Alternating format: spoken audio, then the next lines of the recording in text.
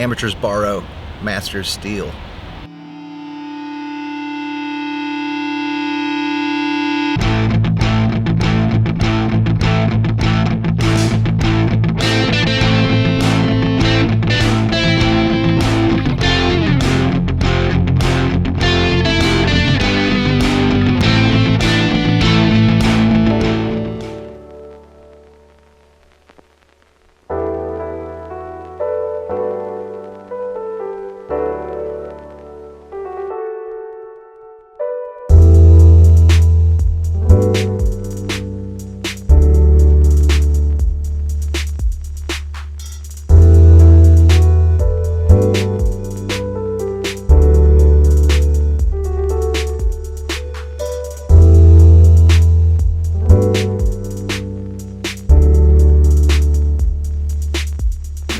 We just got here in New York. I am traveling with my sister. A little background. I started creating content for my sister. It's been like 2 years now.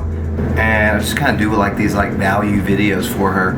And then eventually I convinced her to do these types of videos, which are like these little documentary videos that I make for her now. And I get to come with her to New York and I follow her around and just make these little videos. So my plan is to show you guys how I make those on this trip.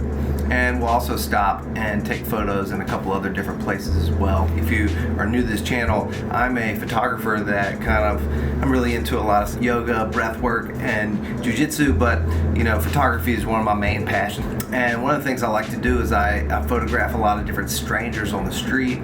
I'll use a white background, kind of do it like Richard Avedon style, and just pull them off the street and separate them from the background. If you go check out my website, go to licourstudio.com. I'll put a link in the description, and there's a little portfolio right there that I did. I lived here in New York for about 7 years, and I have a nice little portfolio on there. So it's a compilation of some of the best shots. Obviously, it's like a little portfolio. So check that out when you get a second to see all the really interesting and different people with different expressions and whatnot. So it's really cool. Yeah, so what I was getting at was that I kind of lost my passion for a little bit. I got like burnout, I guess you could say. They call it burnout. And then more recently, getting a little more back, getting my passion back a little bit. So we'll see what we do here in New York. Hopefully we'll get some shots on the street. I know I'm going to shoot a few portraits of her. I'll show you guys a little bit of that process as we go along, so stay tuned. This is my sister Michele. We mostly do these like value videos where she kind of shows her products at Luca. Have people confused you? They think your name's Luca? Yes. Okay. You have to start saying Michele at the times. I'm gonna follow her around, and we do these little documentary type videos of her exploring different designers and whatnot. What designer are we going to today? We're gonna see a few. There's gonna be, first we'll go to Closed and then Les John's, and then end of the day we'll see Zadig and Voltaire. That's the main thing I wanted to make this video of, is us making the little documentary, and it's all done on the phone, so this is easy stuff that a lot of people can do, and we also edit it on the phone. So, but before we do that, we're gonna do a couple photos in the street. I'll see if I can find a safe place to set my camera while we do some photos. I'm gonna photograph Michele with my XT3, and it's the 56mm, which actually converts to about an 85mm when you do the conversion factor. So here we go. Okay, for this first shot, I actually used my on-camera flash. I don't use this much. It's a Fujifilm one. I'm also using a very shallow depth of field. So what I use on my on-camera flash is I put in the TTL setting, and then I go down and I make it -2, usually -2 or -1, just so it's barely showing up. I'm only using it to fill in the shadows very lightly. I want it to look very natural. I don't even want it to be very noticeable. But if you look closely at the shots of Michele, you'll see a little reflection of a really small light in her glasses, so it shows up very slightly. I occasionally use this on-camera flash for different times. I actually do not use it that much, but occasionally I'll use it to fill in the shadows, or in different situations. Later on this trip, I actually used it to bounce off walls when we were inside of a location. Hopefully I make a video of that. We'll see. Here's a few of my favorites. This is one of my favorite shots because most people that you're going to show an image to, right, is not going to see the whole shoot like you just saw.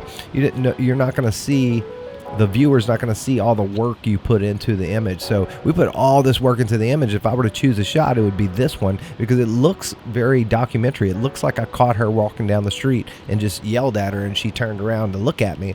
That's one of the reasons I like to do these like spins. We spin a lot of times, and I catch these moments where you have this motion. And yeah, I love this one. This is really good. This is where the magic happens, right? So we're creating this documentary style image, but we put a lot of work in to get it. Don't forget to like and subscribe, share it. Now this location, I chose to put her on like a street corner, and just like the last image, the background is off in the distance, so it brings more focus to her. New York's really good for that. You have these nice structures behind her, and they're out of focus because I'm shooting at a shallow depth of field. And then also I chose to put her on this post, right? So it's a light pole. It gives her something to work with, so we get some different types of poses, having her leaning up against something, putting her leg up, creating more lines, different angles and whatnot. And then we start to get in some motion, the hair. That's just a great added element to a really good photo, is catching that action and having something different than having something really still. Which I might as well mention, Richard Avedon, who probably one of my favorite photographers, has been credited with doing that back in it was either the 40s or the 50s, when he first started incorporating movement into fashion photography. We got some good shots of her on the street with the city in the background, which is really cool. And then she went in to change, and I found this little spot where there's these chairs right behind me. You can see my bags right over here. There's sunlight. Well, the clouds hit it right now, but there's sunlight coming through right on that chair. So I was planning on just putting her in that spot, but she should be out here any minute. After I turned the camera off, we did a little shot of Michele with, we did like a reel with the video. But what I did was I moved around her. So a lot of times in a lot of different fashion stuff, like she's literally trying to sell clothes for her clothing store. So a lot of times we get stuck on really showing them the clothes. And I mean, that's very important. But to keep the viewer engaged, one of the best techniques of photography and in movies and when you're making videos and things like that is to keep the audience questioning a little bit. So I'll show you a clip of that. What I did was I kind of moved around her. I got really tight to where you can't quite see the clothes for a brief few seconds, and then I kind of move out and away, and then you can see kind of the full outfit. So that's a technique or a principle that you can use in a lot of your work to keep people questioning. A lot of movies use it, and one of the movies that comes to mind would be the very first Star Wars. It's very, very simple, and every scene made you question, like, what's that? What's going on? What's next? And it keeps the viewer engaged, and that's kind of a sign of a good movie or good art in any way. Is going to make you think and question things. While we're waiting on her, I thought I'd tell y'all one more thing. Another really good quality to a good image or great works of art is emotions, right? So we're trying to bring up emotions in people in really good art, right? With people, it's fairly easy because you know, smiles actually affect us. So if you want somebody to feel a certain emotion, you can almost represent that in the shot, right? So with people, you know, that's what makes a good photographer, right? It's making people comfortable. And we don't realize actually how much actresses and actors act, right? In fact, when you really think about it, we're all acting at all different times, right? So yeah, it's really interesting to think about it that way. We also have to kind of help people find that good mood. And these days, people are used to being in front of the camera, so it's not as hard to get people to be in a good mood. My point here, though, is I'm just kind of bringing up the idea that you want photos, and good videos are going to evoke some sort of emotion. They're going to keep you questioning. They're also going to evoke some sort of emotion. So whenever I photograph people, usually try to give them like a joke or something and see what I can come up with. And nowadays you can kind of just really talk people into it, but not everybody's the same. Sometimes you'll have subjects that'll be harder to do. Thanks for making it to the end of the video.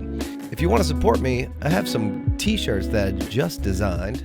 There's a link in the description. My main t-shirt is the geometry of light.